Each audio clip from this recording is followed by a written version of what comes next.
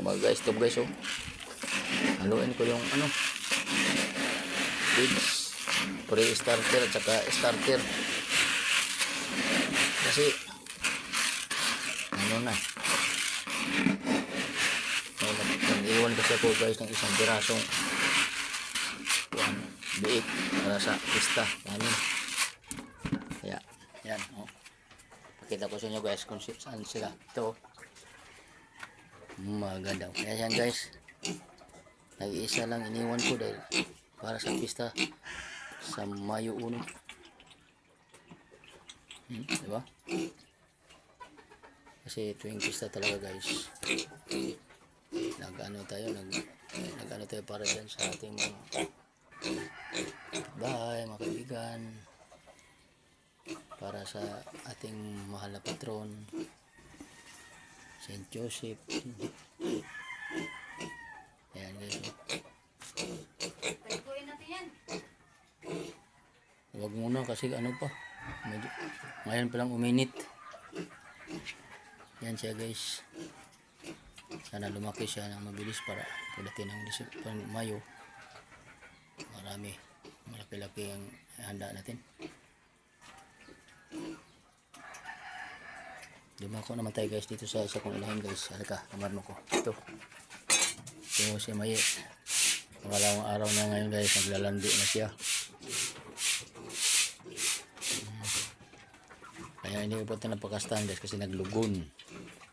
Sawa ng Diyos, tapos na siya maglugon ngayon. Kaya ito na, magbilang na lang ako ng araw guys kung anong araw to siya pakastahan.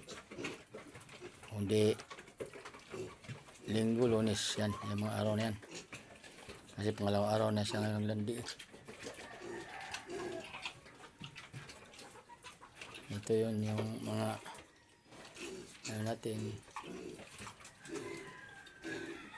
Ito si Maye talaga yan guys, ang tawag ko dyan. Medyo mainit ang panahon ngayon guys, hindi na masyadong malamig sa ganitong oras. Ayan, Mayo. Diba? Tinamang ari na pula. Yan ang palatandaan guys nga yung bababoy ay naglalandi.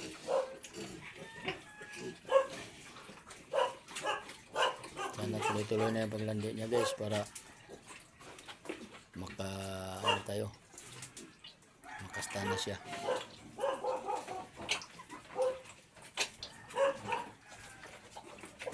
Sa aking mga followers, sa aking mga subscribers na ilang asawang sumusuporta sa akin, ito na ang pasok ng 2026. Mag-umpisa na naman tayo kasi benta na yung karamihan. Mayroon pa akong ditong pambenta, ang biik din.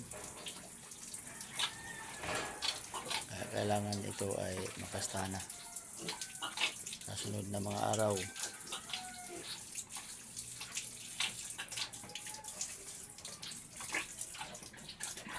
Ito ay ano na yan, pang-5 anak niya na ito guys, kung sakasakali kung magbuntis.